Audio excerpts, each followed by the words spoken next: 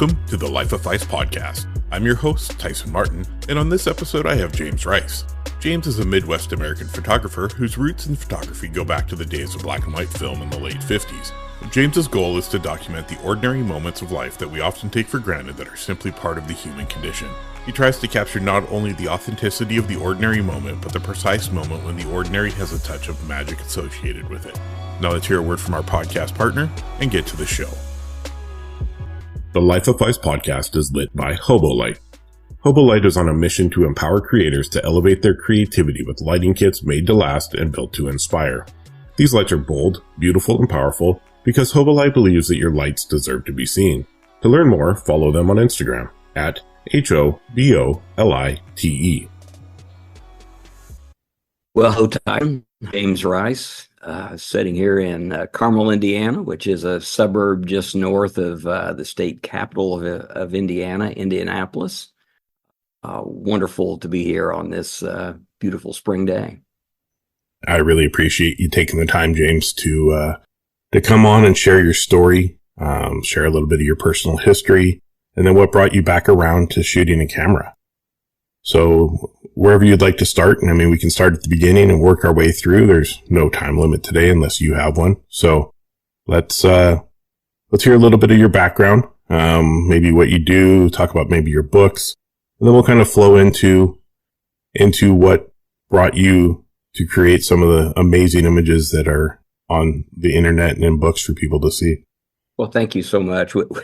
When you say start at the beginning, I kind of have to chuckle a little bit because I've listened to almost all of your podcasts that you've had done, and it's occurred to me that I may be the oldest photographer you've talked to yet. So if I start at the beginning, we're going to need like 5 or 6 episodes through all this. But let me kind of give you a little bit of background. So I was born in a small rural southern Indiana town called Brownstown, which is about halfway between Indianapolis and Louisville.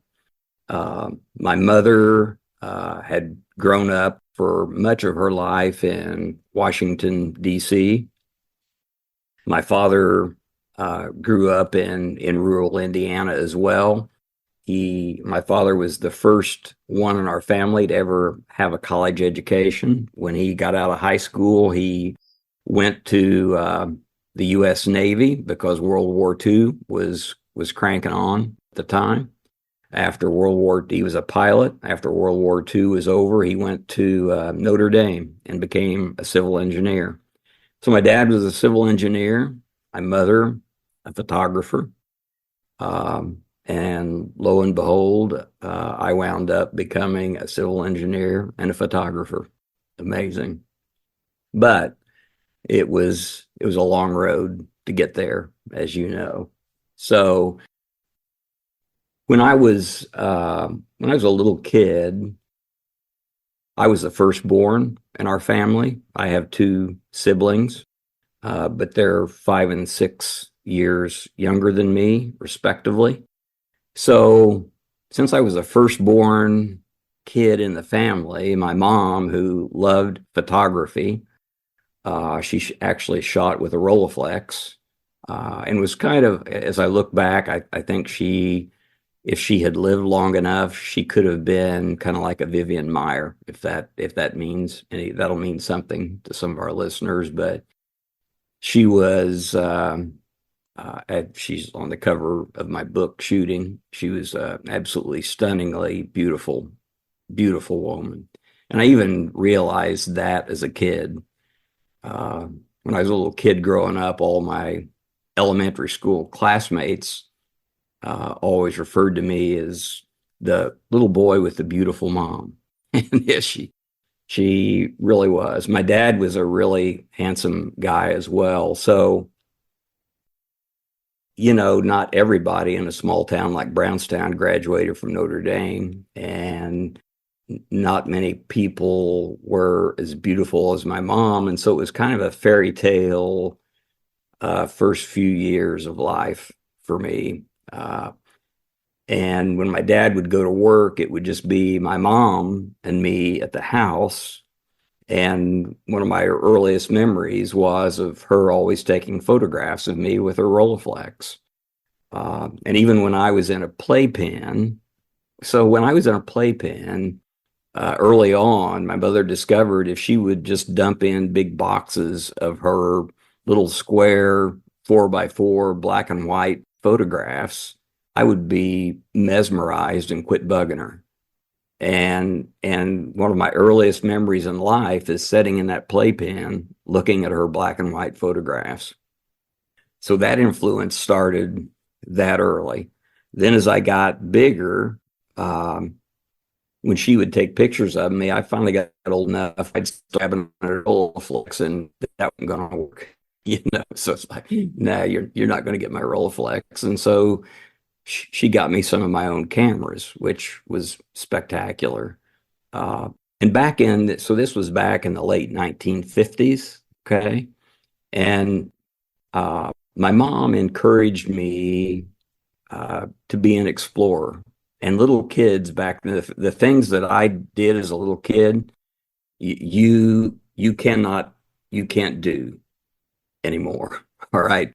But it was a time where I would put my camera in the basket of my bike, and I would take off and just ride all over town and take, of course, everything was analog back then. So it was all film. It was black and white film. And I would just ride all over town and take pictures. And when I got bored of riding around in town, in 5 minutes, I could be out on a county road and taking pictures, of the countryside out on a county road.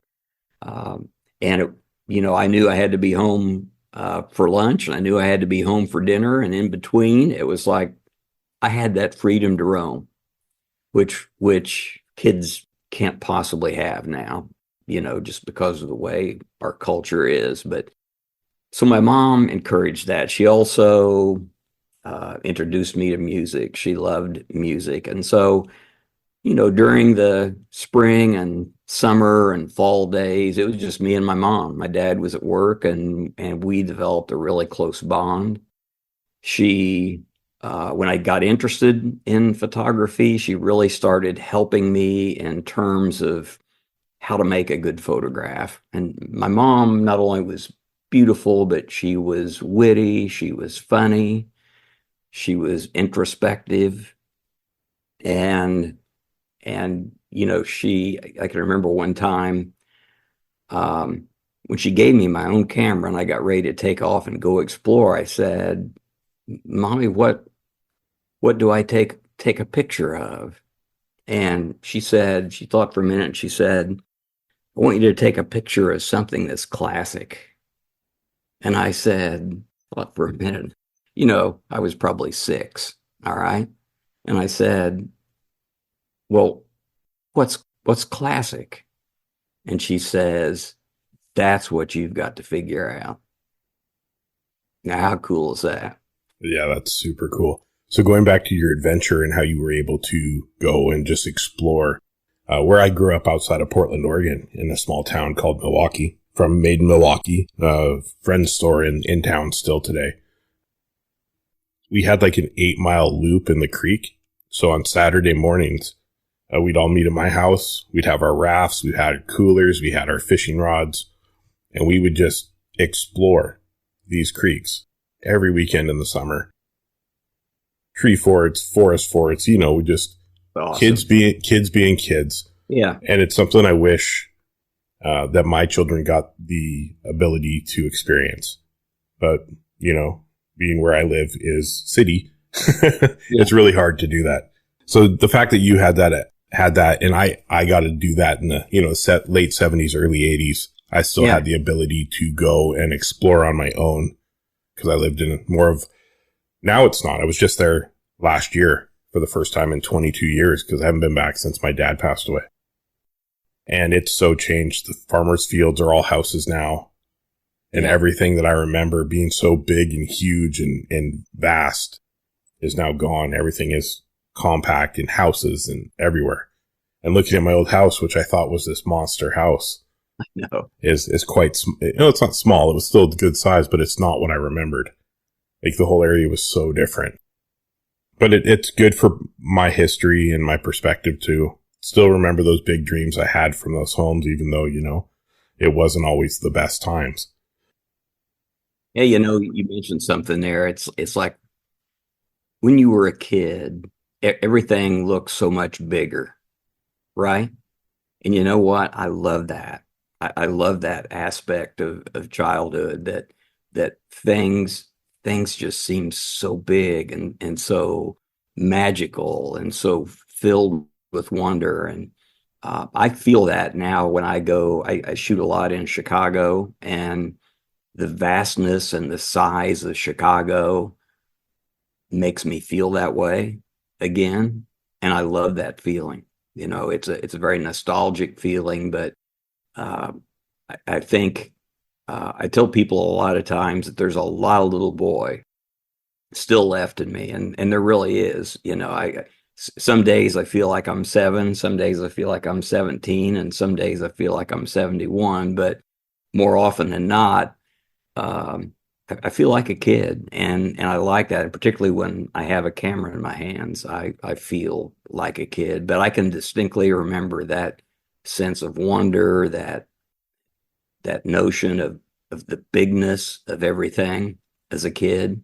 And it's just when you started describing, riding in the creeks, walking around the creeks on your dirt bike. My bike was my freedom machine, and you mentioned that, just said those words, and immediately in my brain, all those endorphins were reminded me of what it was like when I was a kid.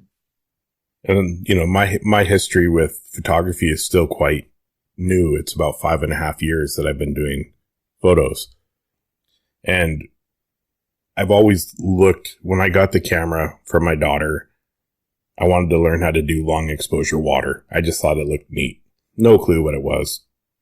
Took me forever, months and months and months of trying to figure out settings on an old Nikon 3000. And I remember looking through the viewfinder and seeing that composition come in, and it had a rock, a big rock right in the beginning of the stream. But it was cold. It was winter, and there was a branch, and then the icicles had formed.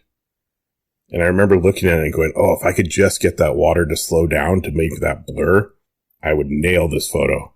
And I took the photo, and I looked on the screen on the back, and I stopped the water, and it had the icicles. And I was the best photographer in the world. I was so, it's that yes moment, Yes, jumping around, super excited. But this all happened in my 40s. So, yeah. It just shows that it doesn't matter how old you are or what your age is. There's still moments in our life that let us remember what it was like to be a kid and just go for something. Yep. To kind of take us to really the point of where we want to get to, let me pick up on the story again. So I was kind of at an idyllic part of my life. Things were going great. Then I'll start out with this one. It would have been in March of 1961. My dad had an annual meeting in West Lafayette, Indiana, where Purdue University is located, and it's an event that civil engineers went to called Road School. And he would be gone for 4 or 5 days, and so he had gone, and so it was just my mother and my 2 little siblings at the time. I would have been 8 years old, headed towards 9, and I was upstairs in my bedroom. And right down the bottom of the stairs there, we had a telephone that hung on the wall. And the phone rang, and I heard my mother answer the phone and start talking on the phone. I wasn't asleep yet, so I was eavesdropping. And I knew it likely wasn't my dad because my dad had already called earlier in the night. And I heard my mother talk a bit, and then I heard her stop talking. But I did not hear her hang up the phone. Back in the late 50s, early 60s, the phones were great big and clunky, like you see on old movies. And when you hung up the phone, you could hear the sound of the receiver, click, hanging up. And I knew she had not hung up the phone, but she hadn't talked for a long time. So I snuck out of my bed and started tiptoeing down the stairs. And as I got down the stairwell, I peeked around the corner through the balusters, and I saw that the phone was just hanging straight down by the cord and dangling down by the floor. And she was nowhere to be seen, which was a horrifying thing to see. But in that very instant, before I could become horrified, I heard this incredibly loud pounding on our front door. Now, Tyson, you got to understand, I was, at that point in time, I was 8 years old, and kind of as a kid, I was afraid of everything. It's kind of where you are. And so when I heard that, I didn't know where my mom was. And I heard that her pounding. I did something that was hard to explain. I still don't know why, but instead of running away, I ran straight to the front door. It defies logic. And when I got to the front door, there was a man. We had a front door that had 9 glass panels in it, 3, 3, and 3 above each other. And this man raised his foot and kicked in the glass and then stuck his arm in and unlocked the door from the inside through the broken glass and then stepped in the house.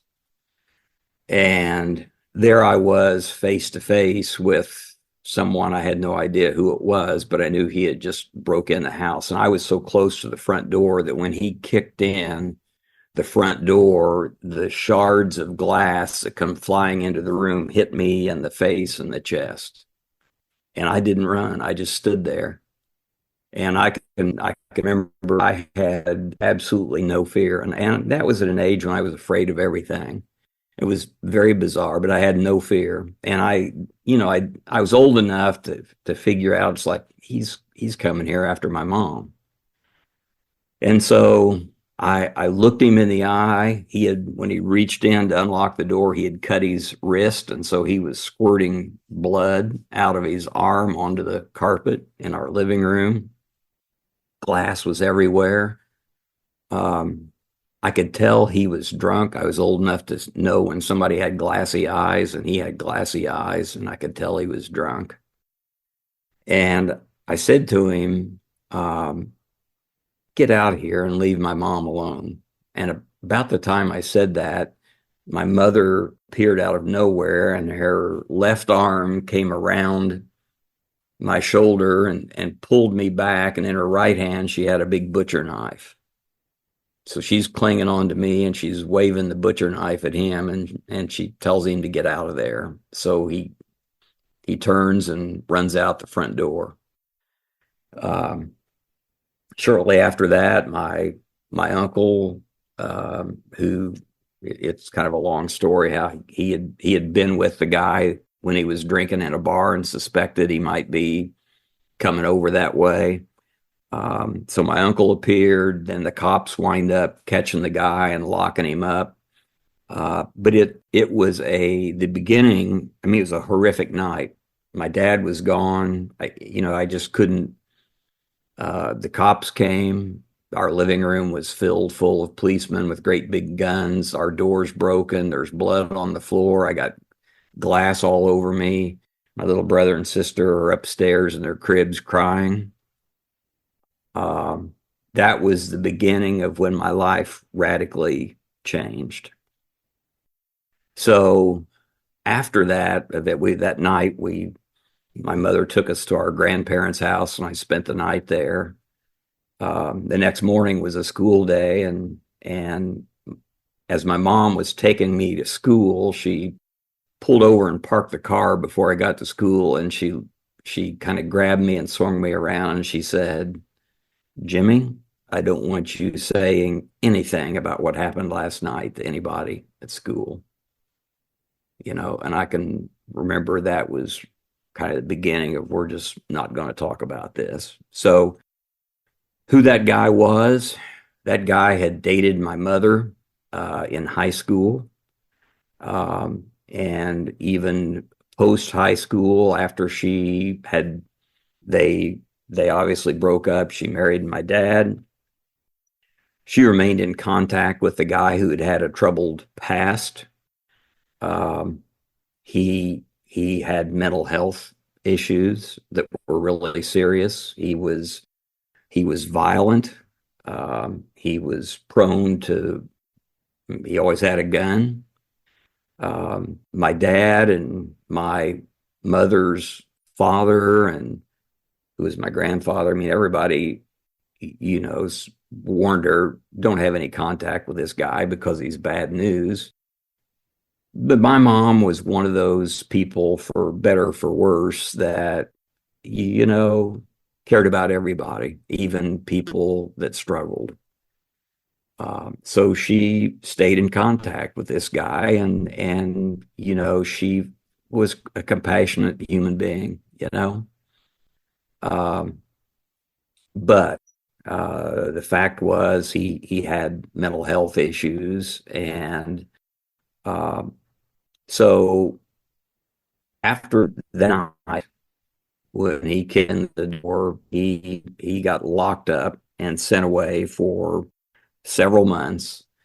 And that summer of 1961 was a summer that was different than any summer had ever been for me, because I quickly figured out that my parents and grandparents were hiding copies of our local newspaper.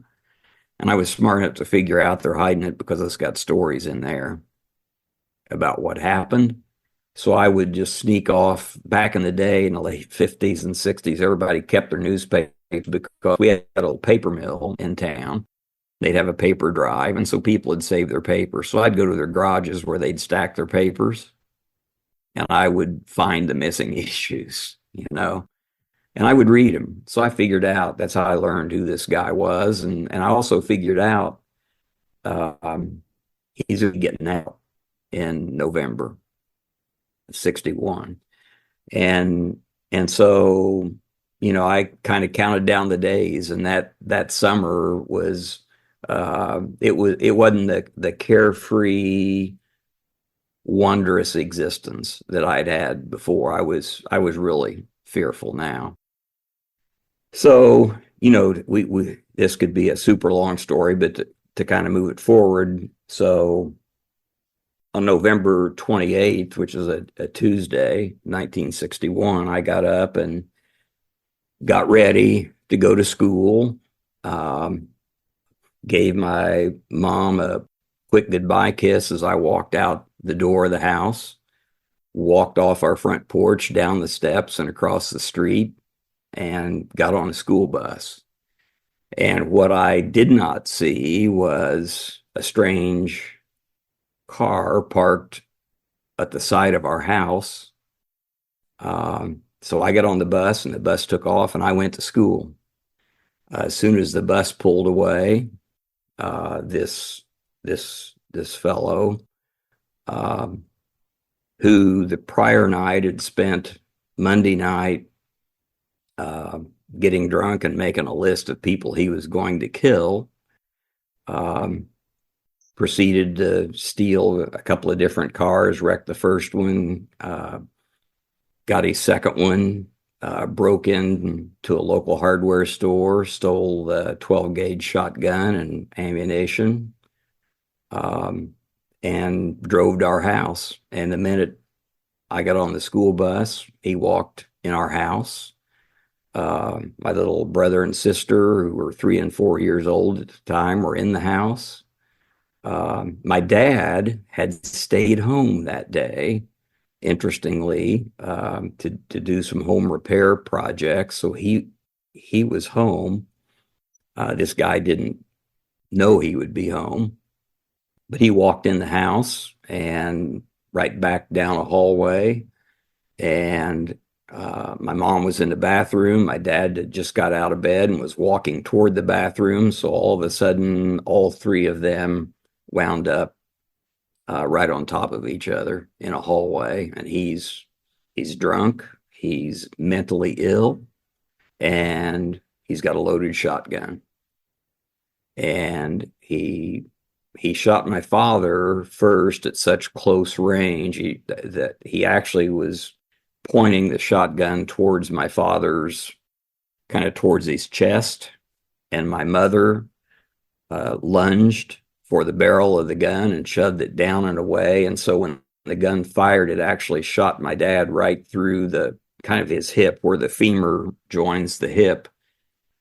And he was so close that it blew a hole probably about 3 inches in diameter all the way through my dad's leg, and knocked my dad to the floor.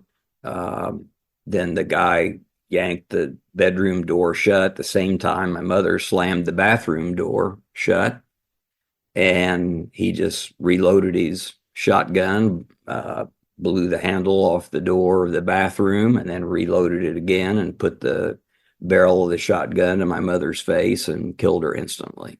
And my dad had, while that was transpiring, had managed to drag himself out the back door of our house and into the side yard, and they loaded him into an ambulance and took him away. And he was, nobody thought that he would live. So that's kind of the event that happened. And in our, so I'm at school, and I don't know any of this, and my grandfather shows up at school that morning to pick me up, and so he picks me up and takes me to his house. His house is full of our family members, local ministers from the community, just, as it would be, tons of people there. And so, he's already, when he picked me up at school, he told me what had happened. So, it was, as a 9-year-old, it's hard to comprehend that I just couldn't believe that my mother was dead, that she had been shot and was dead. And so he takes me to his house, and one of the ministers there, with good intent, not bad intent, but with good intent, says the following to me. He squats down in front of me. I'm 9. Okay. I'm 9 years old. He squats down in front of me and he says, "Look, Jimmy, your mom is dead and your dad is probably going to die. So you're going to need to be the man of the family." Holy cow. At 9 years old. 9 years old, and so, and then it was about, it was probably a week later or so, week and a half, I was downtown with my grandfather at a local restaurant, and I overheard a conversation. I mean, this was an unheard of kind of thing back in 1961, I mean, the local, Indianapolis and Louisville TV stations were set up in front of our house. It was just horrific. And everybody's still talking about it. So a week and a half later, I overhear a conversation at a local restaurant, and I overhear one adult say to the other, "Yeah, Jimmy forgot to lock the front door when he left that morning." And it just froze me. And I thought, in my mind, nobody ever told me to lock the front door, but when you're a little kid, those two things, you need to be the man of the family, and you forgot to lock that front door. I just shoved all that deep inside. And so, that stuff festered inside of me for really 40 years or so. And so what our family did, my mother's father, my grandfather, was basically we're not going to talk about this. We're just going to act like it didn't happen. We're going to act like it was almost like we're going to act like your mother didn't exist. And so if it was ever, if the subject was ever talked about, it was referred to as the shooting, but it just really wasn't talked about. So, what I wound up doing was going on survival mode. I had to find a way to survive. And so I internalized that I needed to be the man of the family. And I internalized that this was my fault.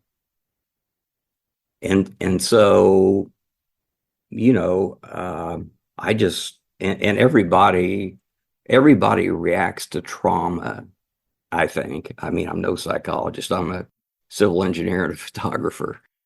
But I suspect that most people react to traumas differently. Everybody has a unique reaction to trauma.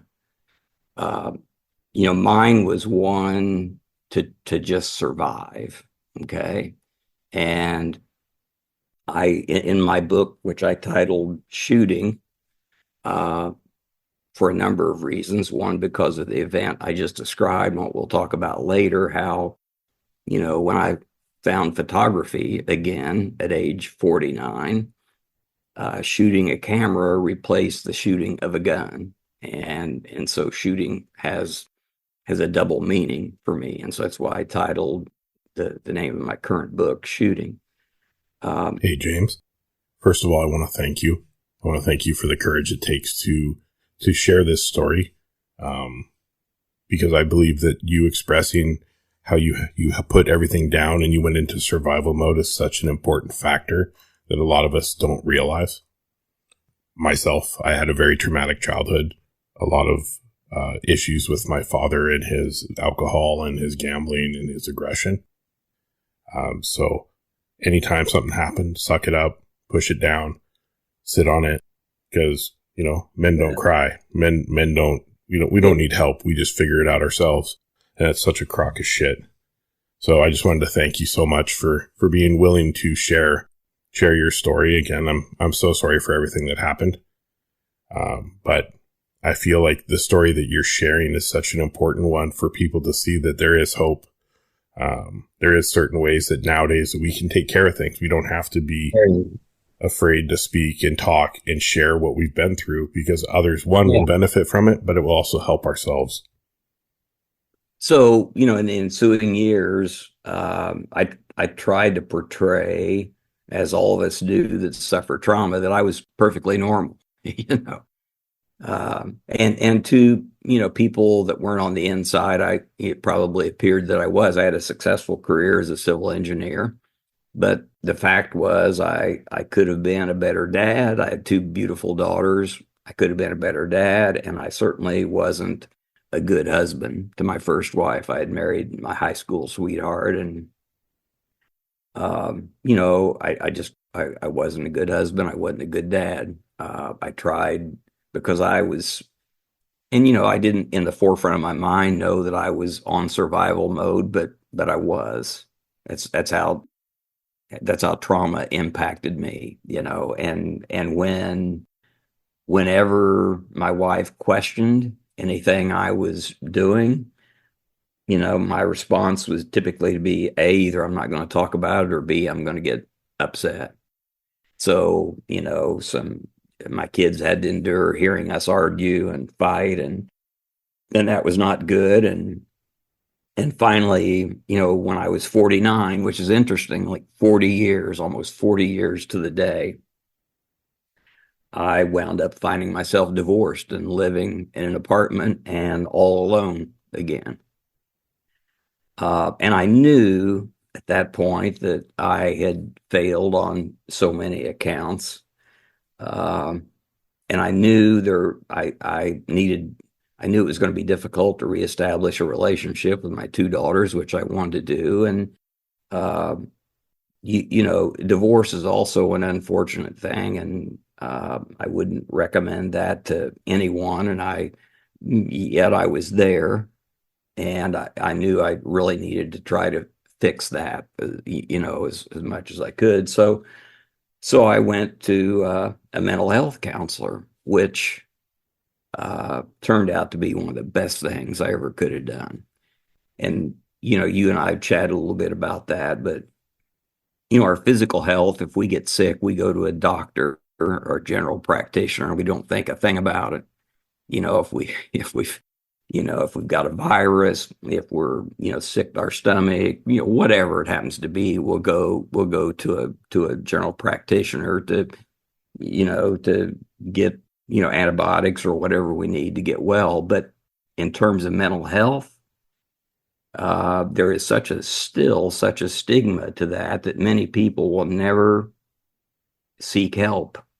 And our mental health fluctuates the same way our physical health does. I mean, we all know that intuitively, but yet when you've got some serious issues in life or trauma, a lot of people don't want to get help. Well, I did, and I had this very insightful counselor who quickly picked up on the fact that even though I was 49, I was dealing with stuff that happened. I had not dealt with things that had happened to me when I was 40 years ago. And that's what had finally just kind of eroded my soul. And so he said to me, we got on the point of my mother, and he said, "What did your mother leave you?" And I really wasn't expecting that question. So I thought a little bit, and I said, "Well, she left me photography." And he says, "Oh, so you're a photographer?" And I said, "Actually, I haven't touched a camera in 40 years. And he looked at me and he said, "Well, maybe you should." We're all grateful that you did pick up that camera. Wow. And that was a pivotal point.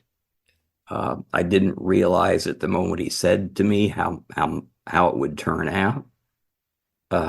So I took off and I thought, I'll try this. And I bought I bought a Nikon camera, and everything was digital. So this is 2001 or so. So everything is kind of, not everything wasn't digital, but it was mostly heading that direction. So I bought a digital Nikon. And I really hadn't, I had used a point and shoot to take pictures of my kids when they were growing up, but nothing serious with a camera. And I think subconsciously, I just avoided getting involved with the camera again because I knew it would remind me of my mom. And I had pretty much followed the family mantra of forgetting her. I mean, that's basically what we did to her. And that's another reason I did this book. It's like, she deserves to be remembered for what she was, and not just as a murder victim, for crying out loud, and not forgotten. Yeah, 100%. I want to go back a little bit in that story, just how my own personal life connects to yours, and why we've connected as friends so quickly. You mentioned that your first marriage was very tough. You felt like you weren't there. You weren't there for your kids. You're mean, yelled, just angry. And I did the same thing. I never realized how much how much pain I was causing. Yep. By hiding my own pain. Yep. And that took me, I'm 49 right now. So, to hear that 49 is where you found the strength to move forward and do that. When I launched this podcast, that's when I found the strength to start to find healing. Everything, like you say, like you're, different level, but the abuse and the beatings and everything that were suffered in my home were always kept quiet. Yeah. We never talked about it. The family doesn't need to know. People don't need to know. This is our business. And so that's how I lived my life. And I was already adopted into that family. And I already had things by the time I was 6, 7, 8 years old where kids would make fun of me because I didn't know where I was from. And I'm half indigenous, so I have, I look different than everybody else that I was growing up with. So they would make fun of in the summer, my skin would be way darker, and they would make fun of me for that. And so I was suffering. I don't know who I am. I was being made fun of for that. They would try to bully me, and my response to bullies was to beat them up. And that was my reaction. So to hear you talk about how the one thing that you wanted to do after all of that is reconnect with your kids. You know, at 49 years old, I finally looked at my oldest son who's turning 23, and I said, I'm sorry, man. Because he's suffering with stuff now that he's holding on to from me. Yes. Yes. And I'm like, I love you more than life itself. And at that point, I was in so much pain, and I was hiding everything that I was going through, that my only response was to be angry. My only response to all the other stuff going on in my life with your mother and the problems that we had was to be angry. And I always wanted to not be my father. And then the only way I wasn't my father is I never beat my children. But man, was I a fucking asshole, James. Yeah. And it took me a long time to be okay to talk about that. Yep. And I'm trying so hard to be a positive light. I've worked so hard over the last 10 years on my own personal being and my own way of dealing with my problems and my own stress that now I have such a great group of people around me that are willing to be part of a community where we're all creatives, we're all artists, but we're all also people who suffer from mental health or suffer from trauma in the past. But we're all here to help each other and listen and offer advice if we've been there. You know, and that to me is such an important way that this world needs to turn. It's what makes your podcast so wonderful and so important. It's amazing. We're almost like twin sons of different mothers in a way, as we start sharing what's happened to us and the feelings and the way we reacted to those feelings. I want to encourage you that, you know, it's never too late to rebuild your life, you know, to deal with what you've had to do. I've been fortunate enough to, you know, rebuild that relationship with my two daughters, with their children. Even my ex-wife and I are better friends now than we were when we were married. You know, my current wife, who's wonderfully supportive. You know, without her, I'm not sure I would have made it down this path of recovery, but she has befriended my first wife, and so we've kind of knitted our families back together again. And I think people who have never dealt with trauma in their life, who are afraid to deal with trauma, they don't understand that you don't get a chance to be part of the recovery that you and I are both experiencing until you step off the ledge. You understand what I'm saying? I really do. You got to step off that ledge, because you know, the way most human beings react to trauma is you just bottle it up, and if you keep that stuff bottled up long enough, sooner or later it's going to go away, and that just almost never works, I don't think. So it winds up screwing your life up forever, you know, and you've got to step off that ledge. And then when you do is only when you find the light again. I agree.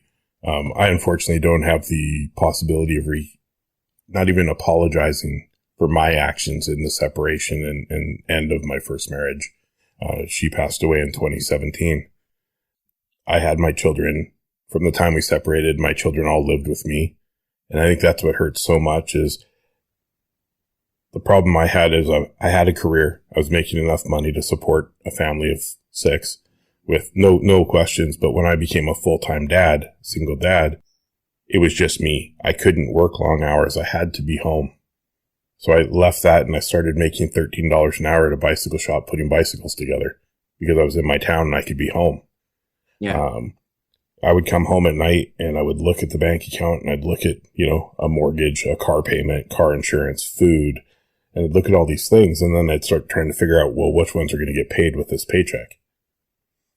I did everything I could to make sure that roof was always over their head. We always owned our home. It was their home. They were comfortable there, and I wanted to keep it that way. So the next thing I did, I sold my car. I didn't have a car for 2 years. I walked everywhere. And that was, not so people pat me on the back. That was a necessity I had to do to survive with my children. Then I had to pick, okay, I have enough food to feed them and then give them lunches for 2 days. So then I didn't eat dinner, or I didn't eat breakfast, or I didn't eat at all. And that was, again, not to be patted on the back. That's what a parent does. Yeah. You make that choice to give your children that food so they can excel and grow.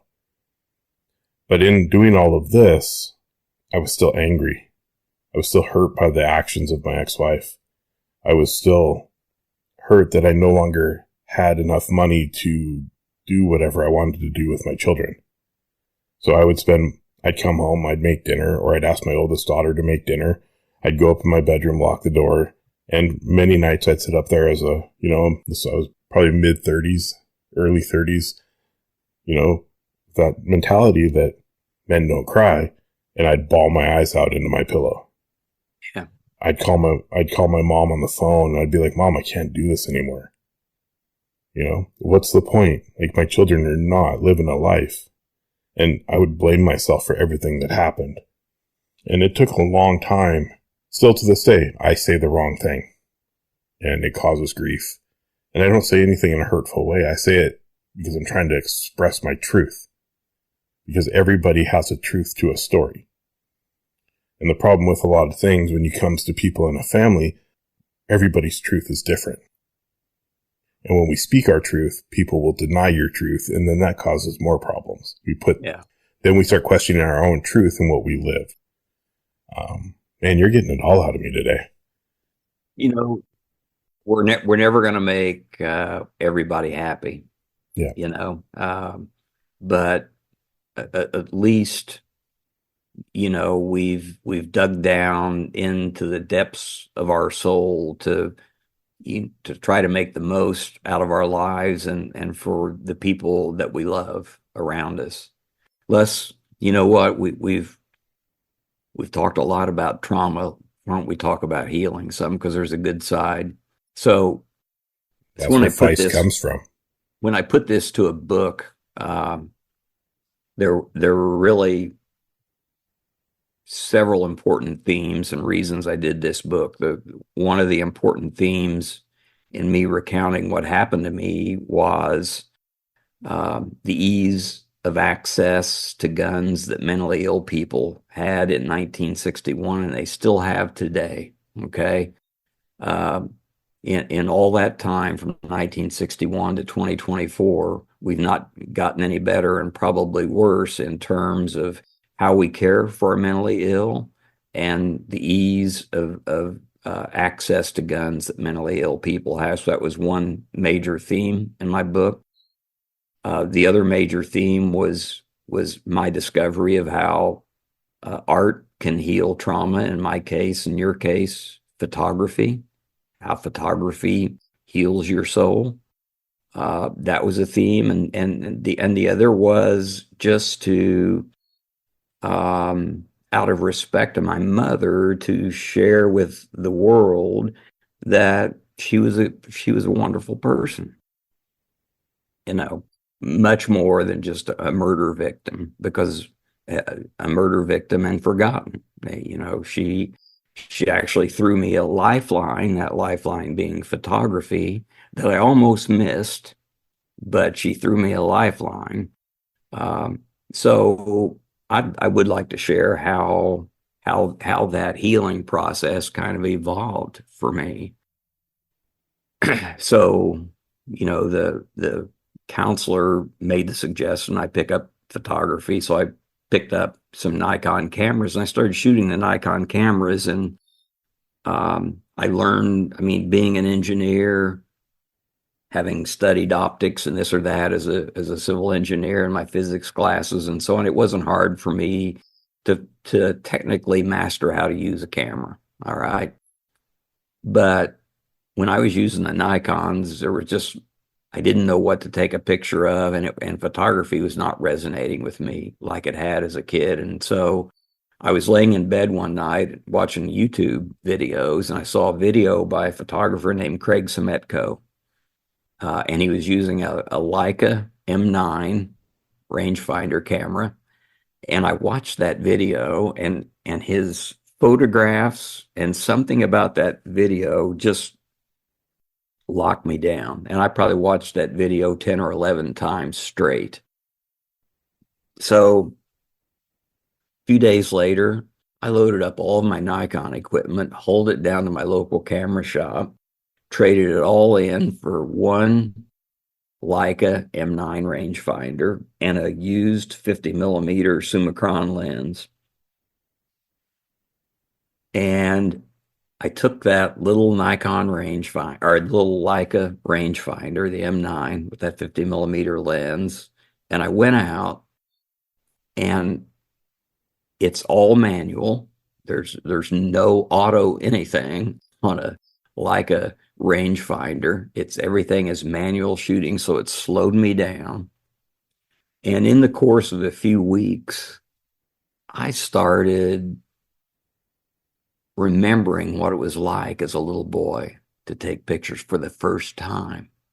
Instead of using an Nikon and looking through and everything being autofocus, auto this, auto that, and just taking a picture, when I had that rangefinder and I had to manually focus that thing, it made me feel like that little kid again. And then I started remembering the kind of photographs I made as a little kid. And Tyson, here's the thing about trauma. When I stuffed all that stuff down in me, I forgot a lot of my childhood. It got lost. It just got lost. A lot of the wonderful memories of my mom were just gone. They were just gone. They started coming back when I would be out. So I started consciously going back to places in my hometown and out in the country and taking the kind of photographs I used to take as a kid. And I felt this anger beginning to just seep out of me. And over the long story is 20 years later, I'm a completely different person. That not that I still can't get angry, but I don't get angry like I used to. And I don't get angry much at all anymore. I might get miffed, but, but 20 years later, for some reason, holding the Leica cameras just, it's like if you play guitar, there's certain kind of guitars that you like. It so happened to be that Leica cameras were what fit me. I then got into the Leica community, and we can talk about that in a little bit, because the Leica community, people from Leica Camera USA, Leica Camera AG, for the last decade have helped me tremendously and have become like a family to me. And there are people in Leica that if I had some trouble in my life would literally come running to rescue me. That's pretty cool. And you don't get that from many brands. That's community. That's community over competition, baby. I mean, big time. Okay. Yes, sir. And so after 20 years of that, it changed me. My current wife saw that. My first wife saw that. My children saw that. So they participated in that healing process as well, and you don't consciously, it wasn't so much that I consciously, initially at least, consciously realized that I'm out here taking these photographs and this is healing my soul. But then it did begin to register. And there are even times when I will find myself sitting in my house and I'll just hold my camera in my hands just because it makes me feel good. settles me down. I do the same thing. It's weird when you use a camera. So I started on a Nikon, as Bettina calls it. That's right. The D3000. And that was just kind of where I kind of got the itch. I moved from there right over to the Fuji system, the X-T3. So 2019 is when the Fuji just had been released. So that was my first purchase. And when I got that, being new, you always feel like you're missing something. So I jumped from Fuji, went to Nikon again with a D810 and a D500. So, landscape camera, portrait camera, and then I had my wildlife camera. Quickly realized that wildlife and I don't get along. That's just not my genre. Traded all that back into a shop that unfortunately is no longer there because he was the fairest individual in the world when it came to trade-ins. Yeah. And I walked out of there with an XH1, an XT3, and a plethora of Fuji lenses for my Nikon kit. Used that for a while, and then I was like, a friend of mine was shooting Canon.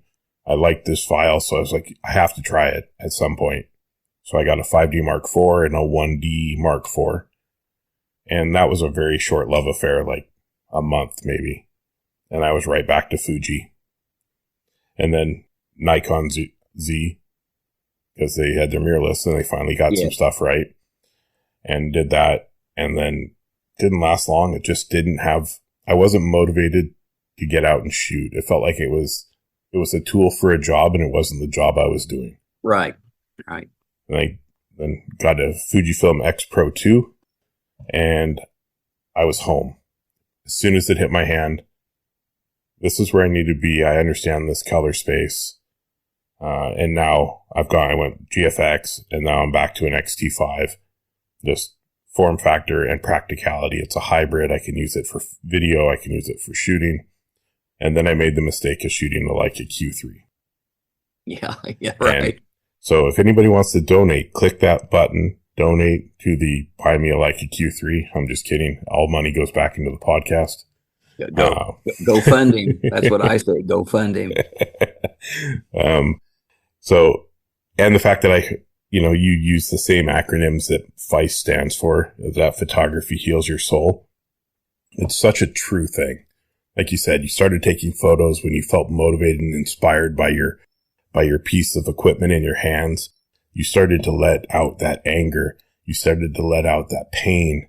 And it's crazy. I've had experiences where I've been out just shooting and I click the shutter and something changes. It's like I threw something out from my childhood. It's gone and you feel lighter. And I've never been able to explain that to someone and have them understand. So to hear you say it and that you understood and you felt it and you've been there, to me, that helps me heal. That helps me know that what I'm doing when I'm out there, the pain and the trauma and the history that I have, every time I do something that makes me feel different when I'm done, while I'm experimenting and learning in the photography space, that's me healing. And by me healing, I give my children the path that they can see they can heal too. I give other people that I'm around, that are my friends, that are in my circle, the ability to speak up on the things they've dealt with. This experience over the last month and a half or 2 months that I've been doing this podcast has been the most amazing thing I've done in the 49 years I've been on this earth. And the people I've met, the companies that have come on board to help me keep pushing this forward. These are all things that when I started this, I had zero intention of this happening. I wanted to start this for a way for me to just share my story. Because it's, for me, being open and sharing and sending it out to the world is a way for me to get it off my own chest. Sure. I never expected to meet people like you, James, that I highly respect your work. I highly respect you as a man and a human being, but I even respect you more as my friend. And, you've done great things with your books and your photography, but your story is what makes you who you are. All of our stories are, my story isn't any more important than your story. All of our stories are equally important. We've got we've all got a limited amount of time we're gonna have on this earth, and unfortunately, our culture, has kind of become a very ugly type culture of pitting people against one another, which I think is absolutely horrendous. Um, but I think a lot of that ugliness that we see in culture is counterbalanced by what I also see, as people like you and me and so many of the other people you had on your podcast that are willing to share a difficult story because we understand good can come from it. Good can come from it by sharing it, not by burying it. I think my mother would be very happy that I have shared this story. I don't think she would be unhappy. I think faith has been an important part of my life, and uh, I remember reading in the Bible where it talks about God, always having the ability to bring good from bad things, and we as human beings have a hard time uh, conceiving of why would God even let bad things happen to us, period. But I do always think there is some good that comes out of very difficult situations. It took, for this situation that happened in my life, that happened to my mother, it took 40 or 50 years in a way for something good to come out of this. What is the good that comes out of this? First of all, instead of her being forgotten, she's being remembered. Instead of her being just, buried and a murder victim, she is alive again. She is seen. She's respected for what she was. Her life goes on the other side of the curtain, so to speak. But my healing process it was a long one. It was a difficult journey, but without her, I wouldn't have done it. Without her getting me connected to photography, teaching me how to take pictures, showing me the wonder of the world, that would not have been something I could have done. She would be proud that I would have the courage to talk about mentally ill and people having access to guns. She would be proud of that. She would be, I think, proud that I admit part of my life wasn't so good, but that I went through a healing process. The alternative would be for me to put it in the can, suffer from it my entire life, do nothing about it, and try to do nothing to help other people. That's the alternative, right? And you've been there. That's not going to do me any good, not going to do you any good. And the fact that so many of your guests that you had on your podcast, you, me, are willing to talk about very difficult times, be vulnerable, be weak. When we're weak, we're strong. That is what's going to help other people. I used to always tell everyone if anybody, which was not very often, they'd be like, "Are you okay?" I'd be like, "I'm a warrior. Pile it on. Nothing's going to break me." And then one day I remember I was sitting there and I had so much piled on my shoulders, trying to keep every one of the children happy in their respective path. And I just said, "Pile it on. Nothing's going to break me. I'm too strong to be broken." And then the next sentence was, "But man, am I tired." Yes. And I think that was kind of where I started to look deeper into how I could help myself. A friend suggested I try writing, and I laughed. I was like, I'm a meathead football player and skateboarder. We don't write. And she laughed at me. She said, you have a way with words. Try it. Yeah. And I did. I sat on my porch with a laptop and I just started typing. And before you knew it, I had page after page.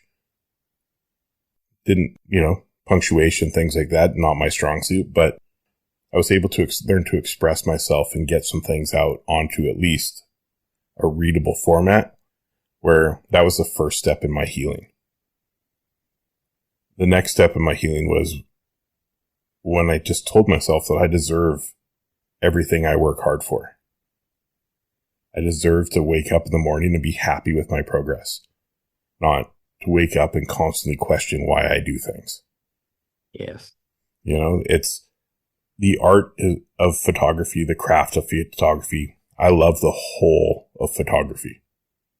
I credit the whole of photography as my therapy. So I did a podcast with Fred Ranger, and, as I was talking to him about my story, I said, photography is my therapy. And that was the first time I said it out loud. But it is so true. Picking up that object to go out and capture a sliver of time is my happy place. It's where I go to. Doesn't matter what my days brought, the stresses, the struggles, the pain, the joys. I click that shutter and I feel home. Yes. I feel grounded. I feel like no matter what I capture, the heart that I have and the passion of what I see through the viewfinder is going to resonate on the screen. So why don't we move over into your process, why you capture what you capture and how you get to that? Yeah, that's an interesting question. And in my book, I kind of divide my photography healing process into 3 different phases. The first phase was really going back and taking the photographs that I feel like I would have taken as a kid if I had had the opportunity and I hadn't just had to walk away from photography at age 9. That was kind of my first phase. My second phase was, interestingly, a time when I took a lot of photos in bars and taverns, and there's a story associated with that. After my mom was shot to death, and I was living with my grandparents while my dad was recovering. Took my dad a couple of years to recover. I had an uncle who had a tavern in our little hometown, and my uncle's name was Pokey. That was his nickname, Uncle Pokey. But he had a tavern called Pokey's Tavern, and I would occasionally I still continued to go exploring on my bike. I just didn't take a camera with me anymore, but I didn't lose the exploring nature. And I would sneak into his tavern through the family room and peek into the main part of the tavern. I was just mesmerized by what I saw in there. Back in my hometown in the day, it was assumed that if you, in the late 50s, early 60s, if you went to a tavern, you were a drunk. And that really wasn't the case, but that was kind of the way it was viewed. And so when I would initially peek into my Uncle Pokey's tavern, I expected to see a bunch of slobbering drunks falling all over each other. And that wasn't what I saw, and I was really intrigued by the light shining through the windows, the kind of the low light, the reflection of neon lights. It all just kind of mesmerized me. And my Uncle Pokey kind of took me under his wing. Something you said, I want to make this is really going to hit you. After my mom was shot to death, and I eventually went back to school, kids made fun of me about my mom being shot to death and would pick on me. And I was complaining to my Uncle Pokey one day about people picking on me and punching me and making fun of me. And my Uncle Pokey said to me, this is in my book as well, he says, what are you going to do about that? And I said, I don't know. And when I said, I don't know, he just took both hands and decked me, shoved me in the chest and knocked me over on my back, which just horrified me. Then just as quickly, he grabbed me by the front of my shirt and yanked me back up. And he said, listen, he said, if you don't learn to take care of yourself, you're going to spend the rest of your life getting your ass kicked. Is that what you want? So that was, I mean, that was my Uncle Pokey, so I kind of figured, yeah, I do have to take care of myself. And so when I had picked up a camera again, I found myself going back and taking these photographs in bars and taverns. And I didn't initially realize, why am I doing this? I know why I'm doing it. Now I know why I did. It's my Uncle Pokey. And I discovered I have one quote in my book where I say, basically that people will say things to each other in a bar that they wouldn't tell a mental health counselor in the mental health counselor's office. I learned that, so I ran into a lot of people who were dealing with issues in life, and, I cried in bars, I laughed in bars, but so that second phase that I show in my book is photographs I took in bars and taverns. And then the final phase, of which is kind of the phase I'm still in right now, is life as it happens, is what I call it in the book. And my mom always used to tell me, when I would continue to ask her about photographs, what am I going to take pictures of, or we'd review the ones I'd made when we got them back from the drugstore.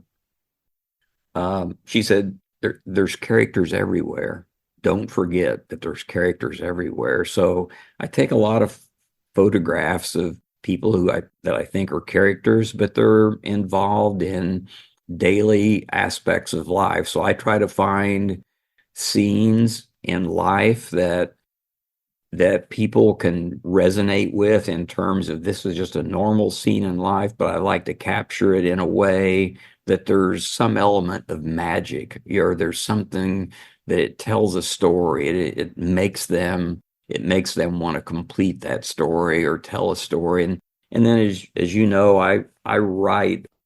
You and her were talking, and she recounted how Elliot Erwitt, would say, it's like, if you got to put words to a photograph, your photograph isn't good enough, so to speak. Well, I love Elliot Erwitt's work, but I'm sorry, I disagree on that. It's okay, because artists can do. Every artist should have the freedom to do their art the way they want to do it. And for me, I put words with a lot of my photographs because I'm a writer and I'm a photographer.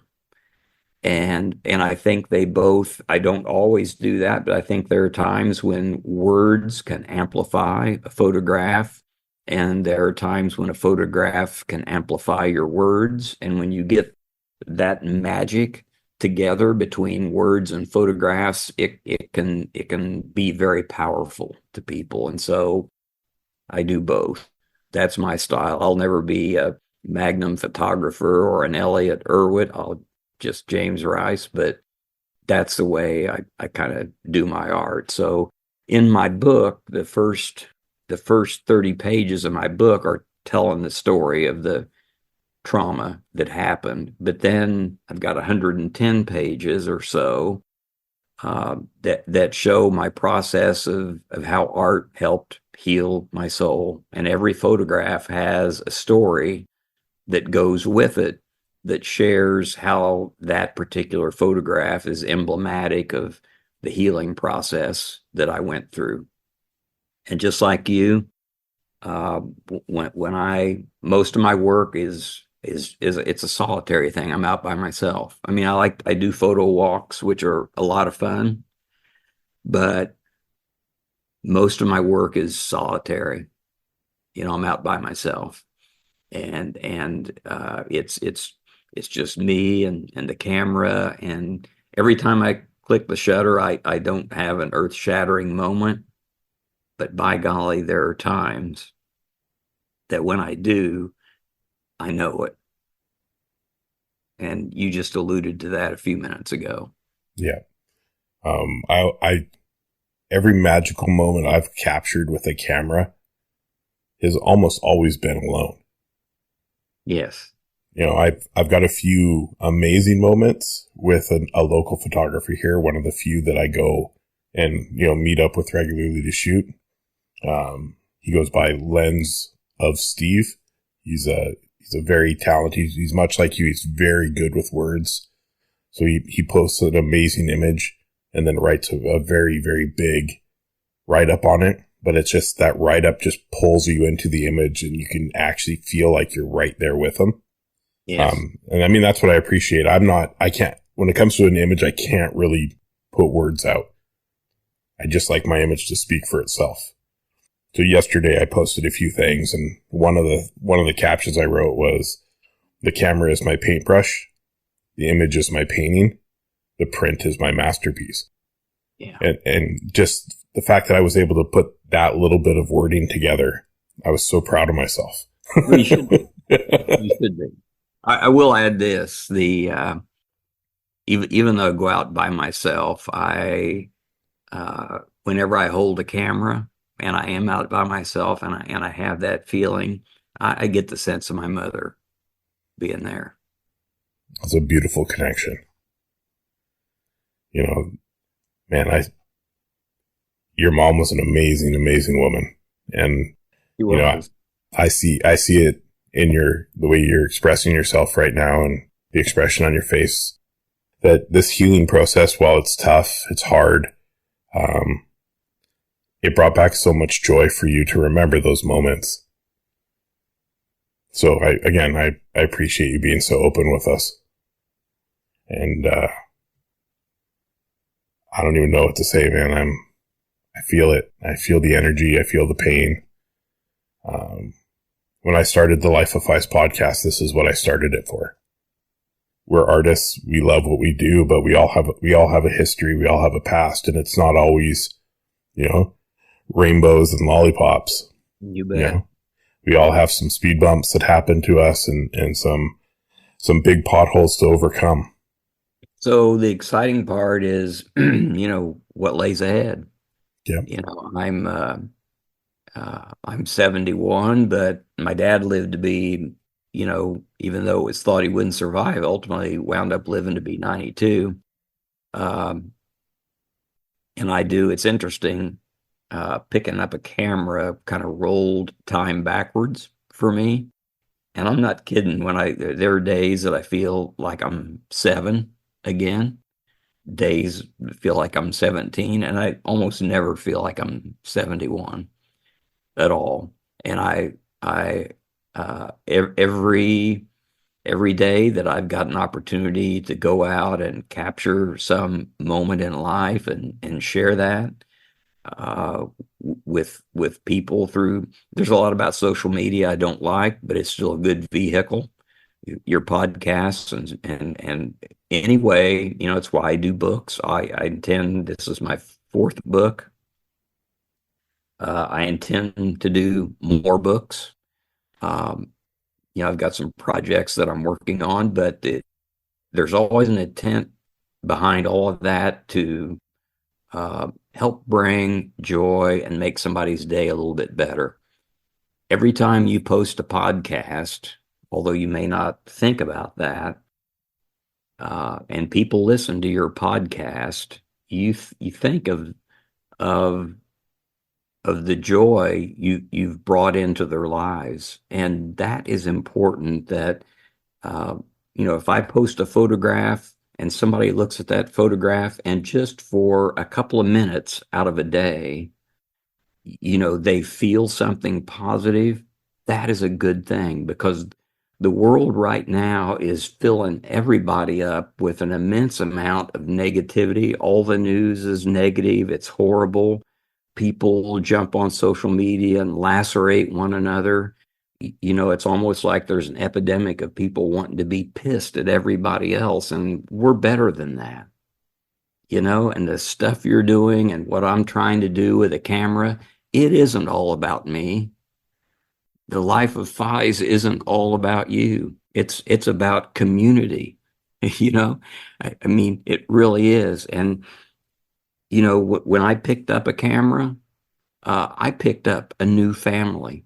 like you're finding what you're doing right now.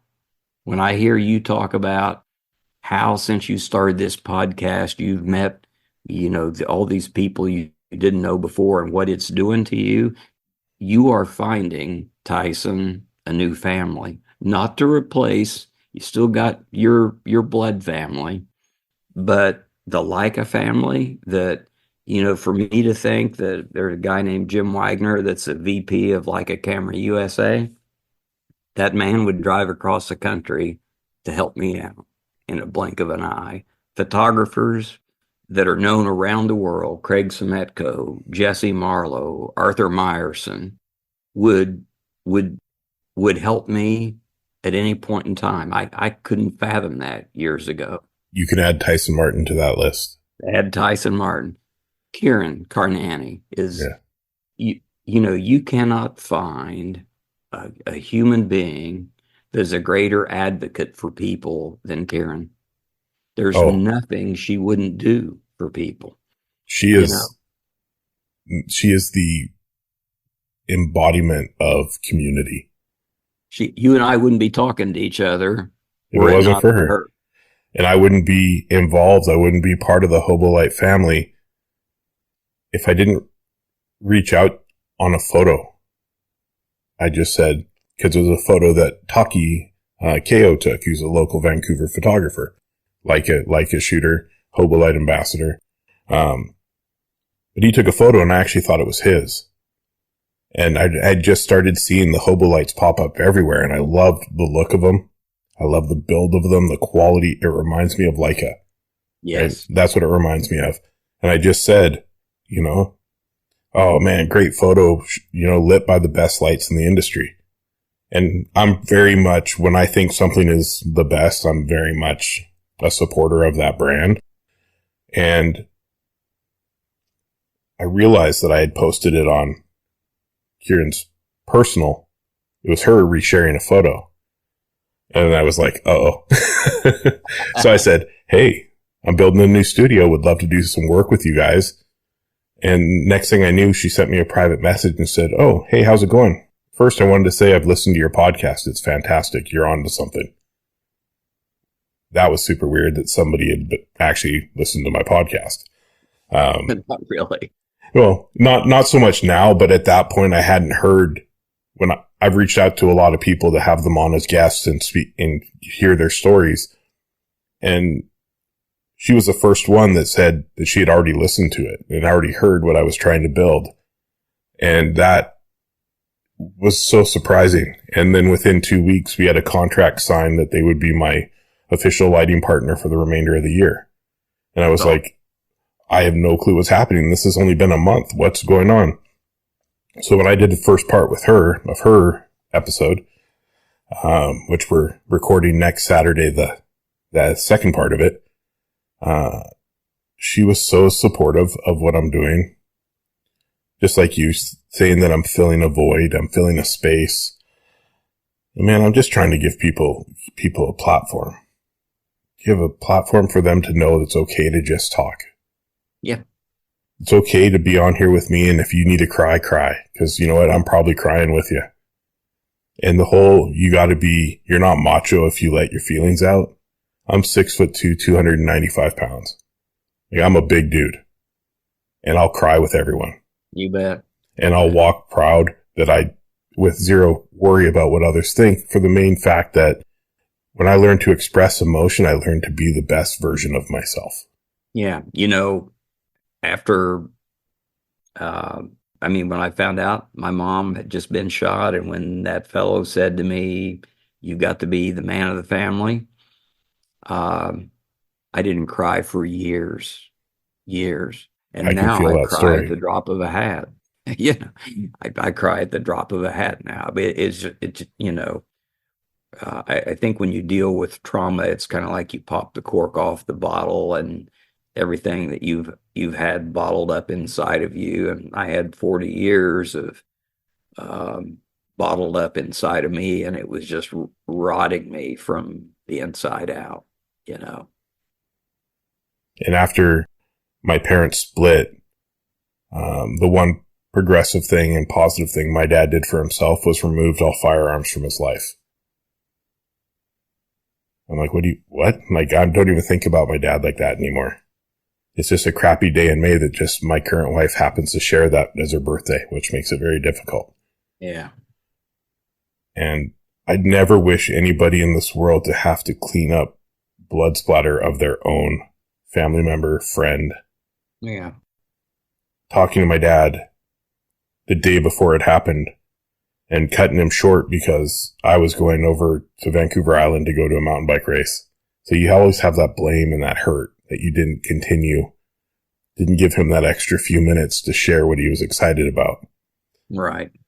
So eventually all this will come out in a public episode of just my story so people understand why this platform is so important, why I offer a place for people to feel comfortable and speak and offer a place of healing. I mean, I'm not a therapist by any means, but, you know, this art form is a form of therapy, and we've all picked it up for a reason. I think the way you just shared that with me is very powerful. You may feel the need to cut that out. I would encourage you maybe think about not, because it is so honest and so powerful. You know, there are people who suffered probably a lot lesser traumas than you and I have suffered. And there's people that maybe, you know, suffered worse traumas than you and I have suffered. But regardless of whether it's less or whether it's more, it's having the courage to deal with it. And that is usually extremely, as we've talked about, it's extremely difficult to do. And more often than not, I think traumas don't ever get dealt with, and people don't get well as they could. And subsequently, they maybe go through a bulk of their life living, you know, kind of in the way that you and I did for many, many years, a much lesser life than we've now discovered that we can live. And for some reason, as little kids, when we're part of things like this, we always think it's our fault. Yep. I don't know why that is, but we always think that in some way, you know, for me, I didn't lock the front door, you know, and we can always conjure up this thing in our minds that somehow this horrible thing that happened was our fault, when it isn't. Or, you know, if we have a bad experience, it's so horrible, we're just gonna bury it, and we're just gonna let it eat us alive, and don't dare talk about it. My whole family's, that was the approach. We're not going to talk about it. It's just, you know, the one thing, I'll kind of finish up with this. This will probably resonate with you. When I think of all the people in my life that I have known that have died, I can remember in my mind what their voices sounded like, except for one person. Yeah. I can imagine. You know, it's one of those things where you just wish there was that recording device for back then, just so you could hear it. And it's weird. Like, my dad passed away in 99. Don't remember a single word, a single way he spoke. Yeah, it's bizarre. Yeah. I can remember everybody else but her voice. But I think it was because, you know, my grandfather and everybody in my family were so insistent. We're not going to talk about this. Yeah. Even to each other, we're not going to talk about this. We're gonna act like it never happened, and that was never fair to any of us. And it certainly wasn't, in my opinion, it wasn't respectful to my mother. She deserved better. than to be forgotten. Oh, 100%. I had a small change in my life 2 years ago.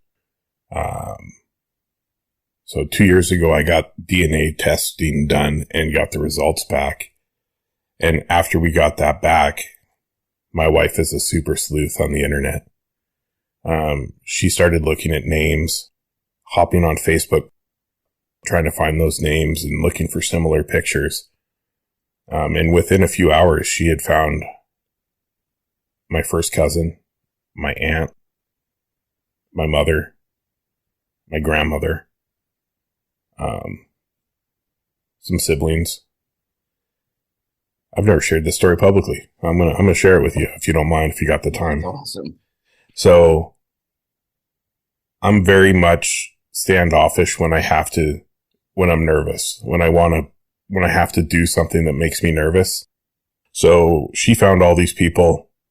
I reached out to a cousin first on my biological dad's side. And I said, hey, I think we're related. And she popped on and she's like, oh, okay. What do you mean? And I said, well, this shows that I'm related to you and you're this percentage. She goes, oh, you're a Spahan. And I'm like, okay. I don't know what that means, but sure.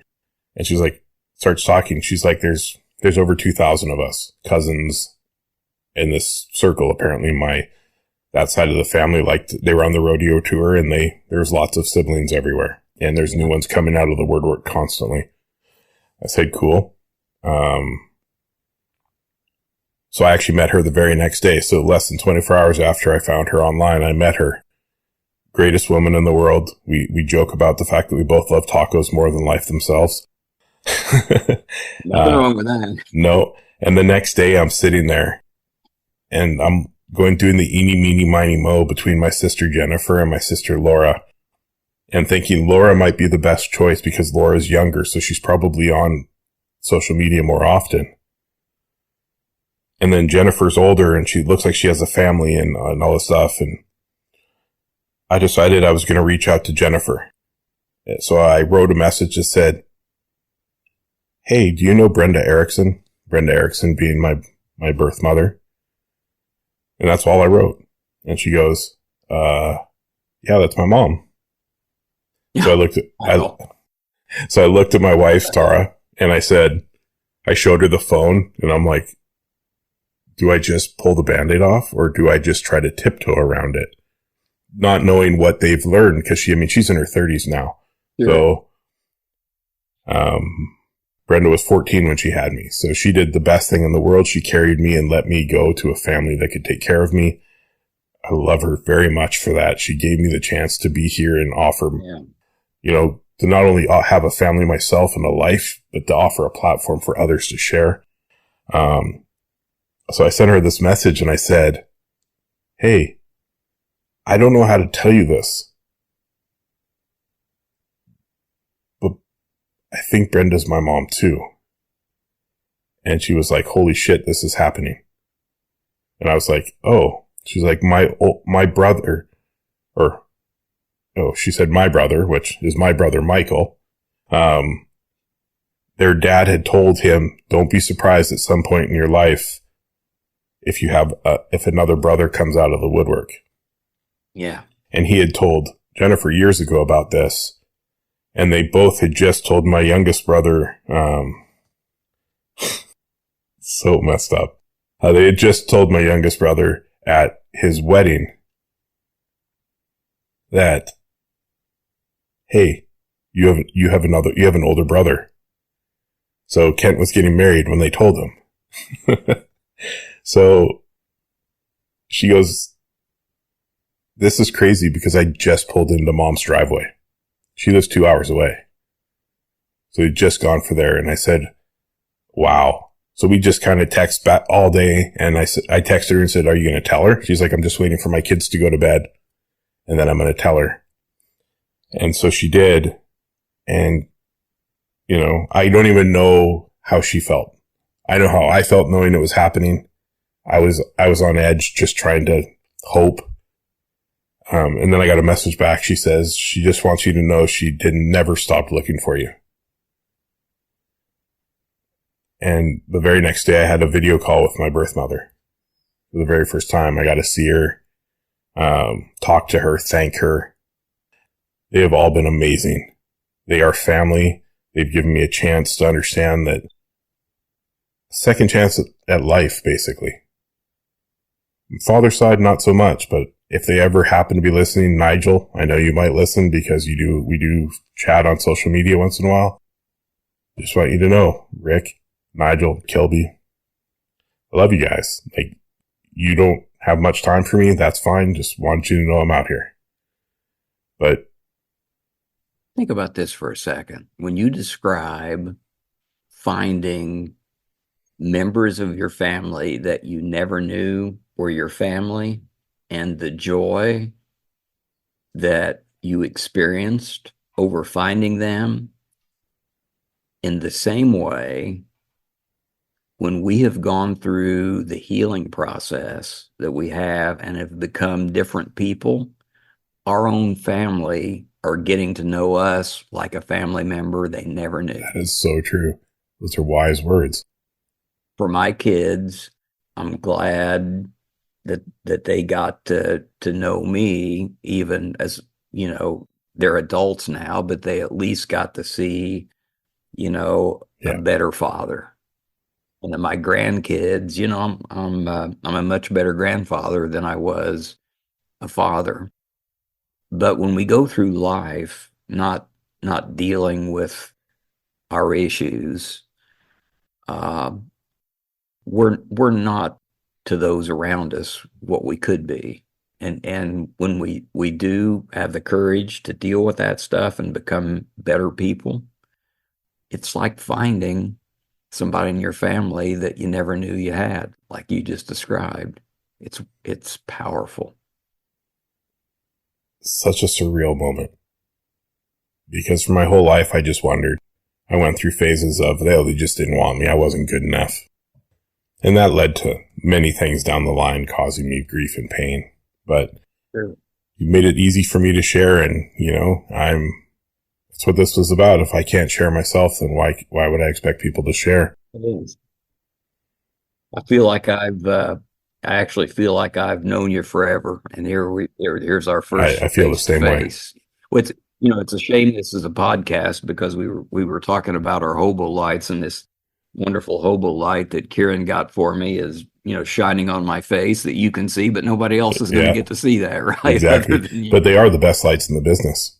And the ad will be at the front. I love that. That ad has actually got me. Yeah, my voice has actually got me many opportunities since I started the podcast. It's very strange, but I'm going to just say yes to a lot of things. You know what the thought occurred to me is, and I'm assuming we probably should wind this up because we've gone on and on and on, but we've gone for 2 hours now. You know what would really be cool sometime down the road after you've been doing all these podcasts would be to have a family reunion of all the people that have been on your podcast, all come together and meet somewhere. Would that not be wonderful? Well, let's a couple more things, and then we'll get you on your way. So, everybody likes to know what you shoot with. So we'll run down the list, and then we'll talk about any projects you have. And then one more question I had is are all your other books available still? They are. And they can get them on your website? So first, the gear, a little bit about the gear. I'm fortunate. My career as a civil engineer enabled me to be able to get into Leica system. Leica isn't cheap, but I kind of got started with used cameras.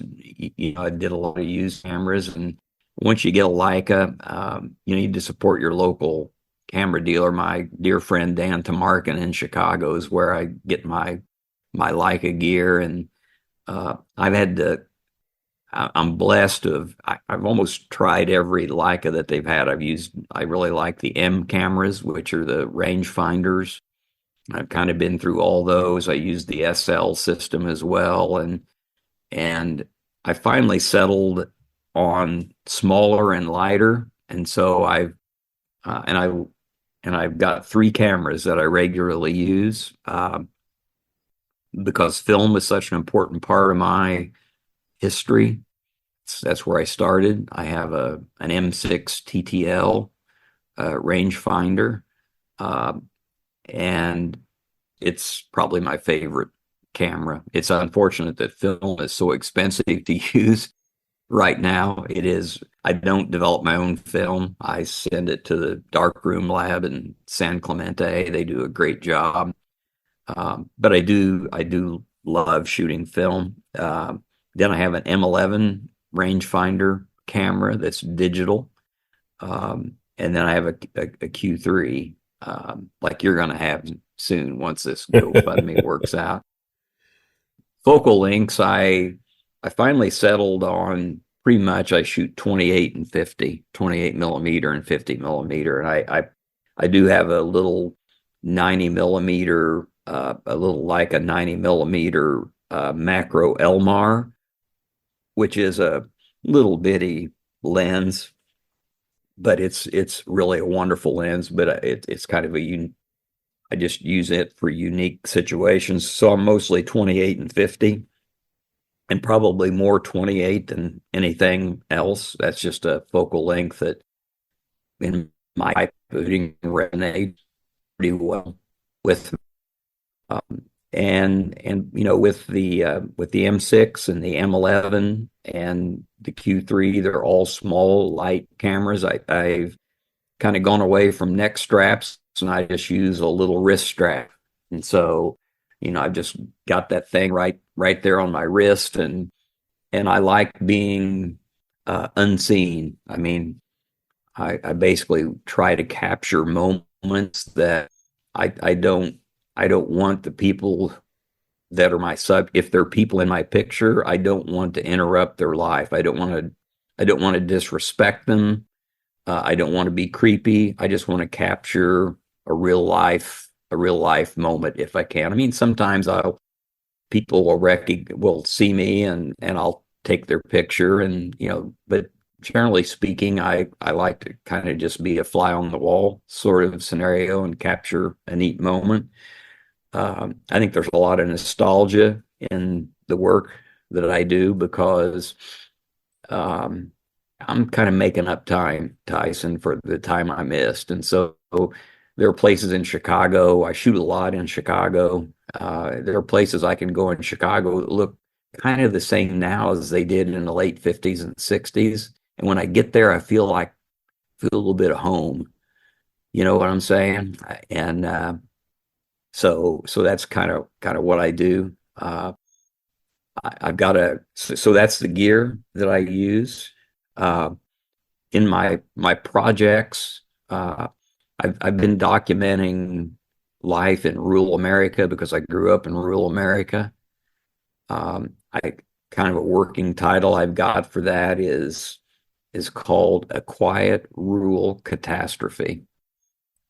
And that may be the name of my book. I don't know for sure, but I've just watched what's happened in rural areas. It's really sad. When I was in late 50s and 60s, small towns and rural areas were really vibrant. It was before the big box stores came along and all the small businesses, and it was really a Mayberry type of life that I kind of grew up in, and now in small rural towns they're struggling to survive. Some are almost ghost towns now, So I've been documenting that.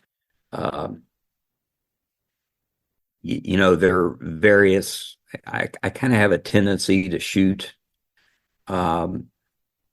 real life moments. I'm not a guy that wants to go out and just shoot silhouettes or shadows or keep doing certain things over and over again. My objective, I think, is to capture real life so that people that look at that can relate to that. Not that I appreciate very artful. I mean, I love all different kinds of photography and different kinds of work, but for me, I've got to find what resonates with me, and what resonates with me is how important life actually is, and how there are some really, in everyday mundane life, there's some really beautiful moments if you can just be there at the right time and I find them. agree. And I don't try to orchestrate a lot of special effects, with shadows and this and that and whatever. And I don't do much, and I don't use Photoshop. I use Lightroom, but I try not to do a whole lot of changes to the photograph in Lightroom, so to speak. So I'm just trying to find authentic, real moments of life that resonate with people, but then find a touch of magic that's part of that moment. So that's what I try to do. And so I think, as I look at, I guess a question would be, why do books? You mentioned books. So this book, Shooting, which is my fourth book, is I self-published this book. My first three books, I sell them through Blurb, which is a print on demand. And so the print on demand, if you go on my website and try to buy, one of my first three books, it's like, oh my gosh, that book's over $100. Well, if you're interested in that book, wait till I can get it for you on a print on demand at 40% off, and then it kind of becomes affordable, which is the unfortunate part of print on demand books. So I purposefully self-published this book, which meant, I mean, it took me 2 years to do this book, Tyson, and I had to learn the self-publishing process. And then once, I had the book done, and I had to find a place where it's warehoused. I had to set up my website to be able to sell it. And so when people ordered it, get it shipped to them. But it took the cost of the book all the way down to $47, including postage, to be delivered to your door anywhere in the United States, So and I did that because I felt like there's an important enough message that goes with this book. Kieran Carnani has been probably one of my greatest advocates for this book, because she believes in that the themes of this book are so important that it should get out there. And I had the gallery show at Dan Tomarkin's gallery, the Rangefinder Gallery in Chicago, and I would like to do more gallery shows if I can, not to bring attention to myself, but to bring attention to the themes that are important in this book. Ease of access to guns by mentally ill, and art is able, and photography able to heal our souls. Those are two very timely messages that need to be heard right now. So that would, and a gallery show is a good venue to be able to do that, and bring your books along, and people will buy your books and take them home. And point isn't to sell a book. I've lost a bunch of money going through this self-publishing process, and it's not a money-making endeavor, trust me. But I'm doing it for the same. I made this book for the same reason you're doing your podcast. We're trying to help our brothers and sisters out there as best we can. That'd be great. That would be fantastic. And then we could go shoot. We could go and enjoy the streets. That would be fantastic as well. 100%. Well, we will one day. We will. You're stuck with me now, buddy. Good. The same. I'll be in the Leica family before you know it. So, it's been incredible, James. I'm so grateful for your story. I am so grateful for the work you do. And I can't thank you enough. As I said before, it's an awesome thing that you're doing. Stick with it. Your audience is probably going to increase exponentially. And you know what? Even if it didn't, and there's only one person out there that you reached out to and helped, it's worth it. 100%. It's worth it. One person. I am very grateful for your time. We'll touch base. We'll stay in contact. You know how to get a hold of me. I love you, brother. Thanks for everything, man. Love you too, sir. Thank you again. And tough conversation, but a good one and a real one.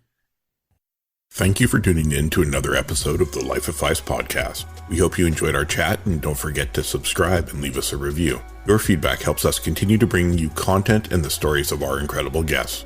And remember to stay connected with us on all social media platforms. It's at LIFE.OF.PHYS, and discover even more stories from the community over competition movement. Have a great day.